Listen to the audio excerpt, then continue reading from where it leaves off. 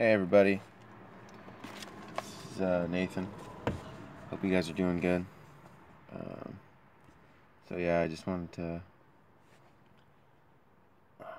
do another video on National Socialism again.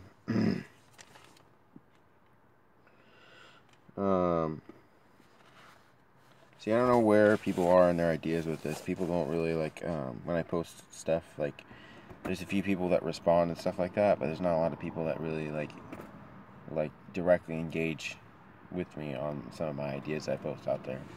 But I think the ideas themselves are really important because, on the one hand, like when people talk about politics, they usually think about. They don't usually think about getting involved too much. And me, I think that's stupid. Like, honestly, because, well, just think about it.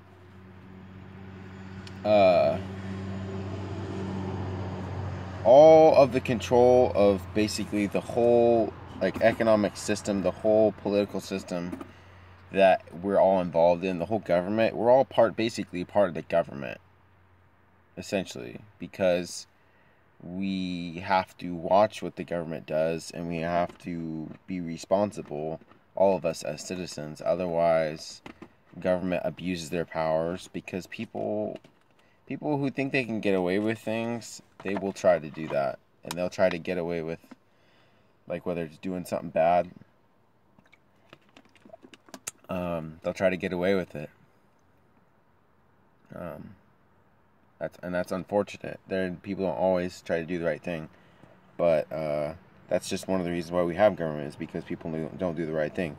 And so it's important for us to be involved. Like, for the people that want to be involved. Like myself, when I look at things, I want to be involved. I want to know what's going on, simply for the fact that I don't trust other people to make decisions for me.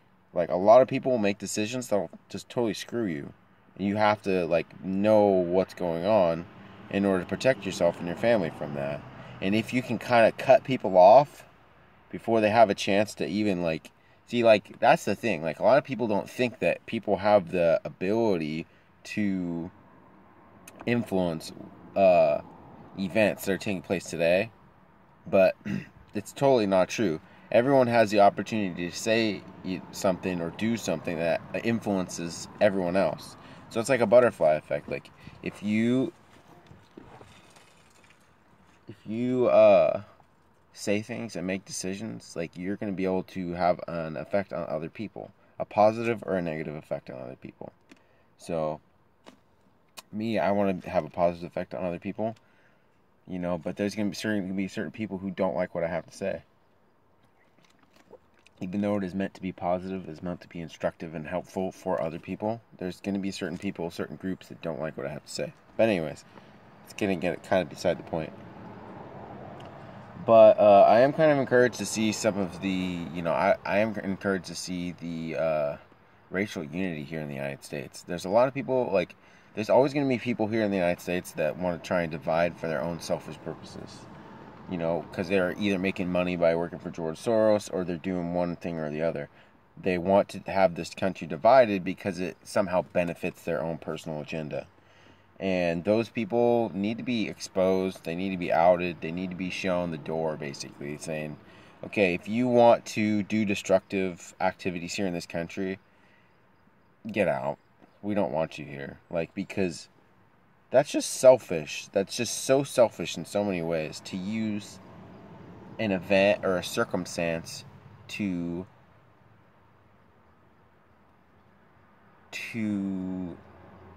cause division and destruction in a country full of people, who don't want that. And I don't want that. No, I don't know anybody else that does want it. So, I mean, anybody that's doing these, like, coming up with these ideas in order to divide people from each other, whether or not it's, and it really does lead to violence, like, I was listening to a radio broadcast by Sheriff David Clark, and he was talking about how police officers have gotten killed because because the media has gotten their facts wrong in certain instances.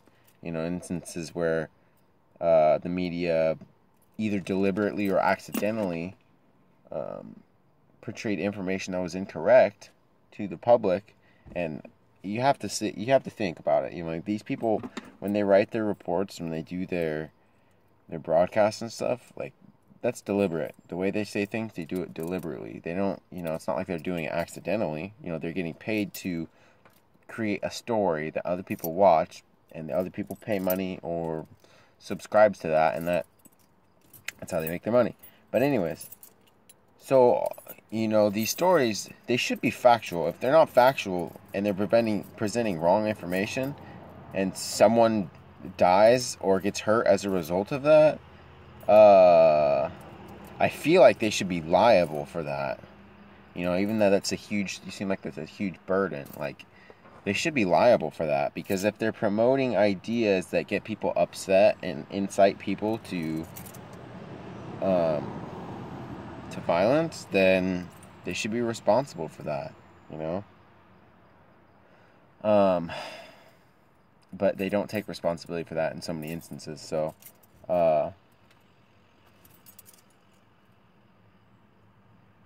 anyways, Sheriff Clark made that point that, the media is partially responsible.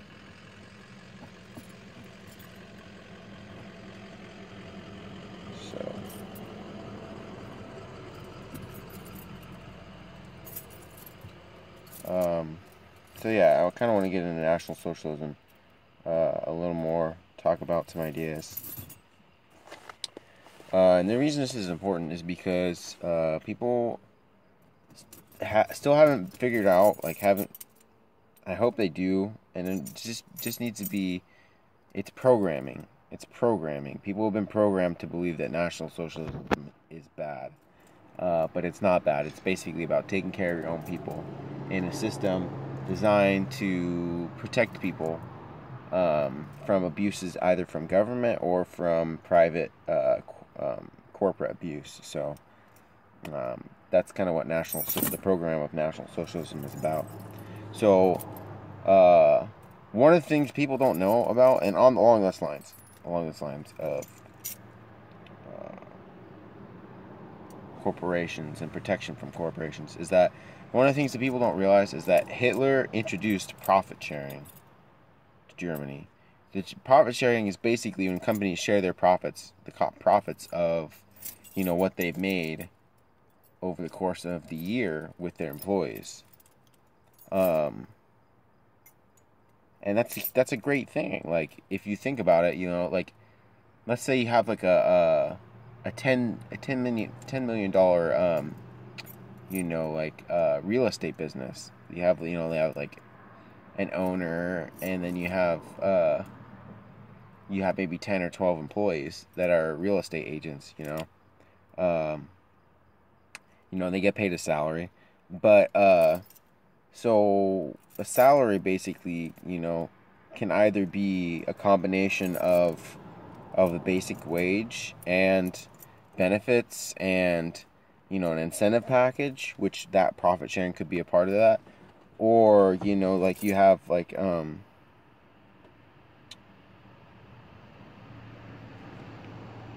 you may not have profit sharing as part of your salary. You may just have a straight wage. Well, this actually is a biblical law too. Like, there's a biblical law basically, in the Bible it says that the workman is worthy of his wage. So that's one biblical law that has to do with work. And then you also have another law. There's another law that says you must not muzzle the ox as it treads out the grain. And basically what that has to do with, the fact that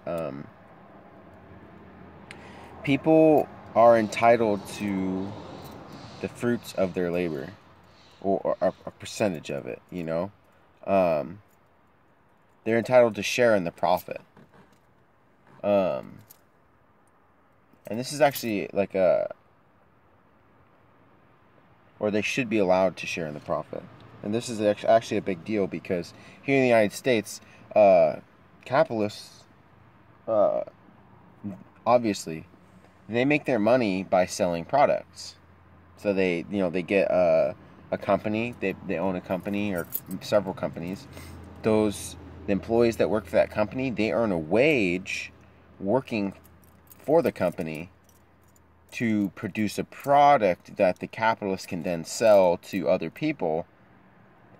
But the person, the person earning the wage, the employee, doesn't necessarily make money off of the sale of the profit. Of the product. They don't necessarily make money off the sale of the product. So let's say you have a group of laborers who are building a house. They make money on a contract basis, but they may not be making money, or may not make a share off the sale of the house. Or a share of they might not be making money off of the profit, basically, essentially. So even though, kind of in the same way, even though a capitalist might be taking care of his employees, he might just be giving them a subsistence wage instead of rewarding their productive activities. When you reward, this is just natural. This is part of human psychology, but it's also part of like animal psychology too.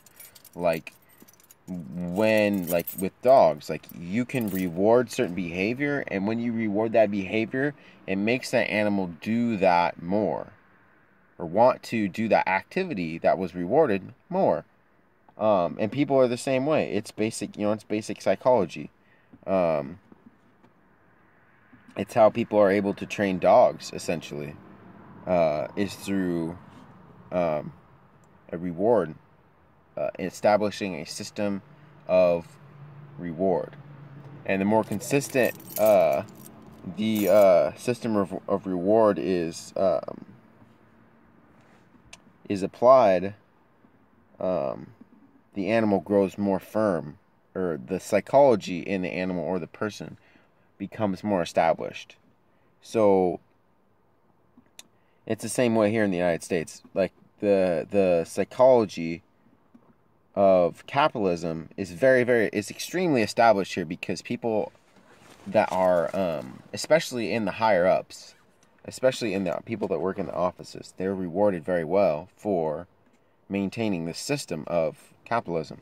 But the people who are laborers, who don't get rewarded well, and are actually very unfairly rewarded, because you may have a laborer that's out there working in the hot sun, for 8 or 10 hours or 12 hours a day, and he may be making a subsistence living, while the person that's collecting the paycheck from the sale of the product, the overall product that person is giving, the laborers are giving as their service, he may be collecting, $10,000, a month, $15,000 or every couple weeks for the sale of all that. So he's collecting a massive amount of money, but he may be only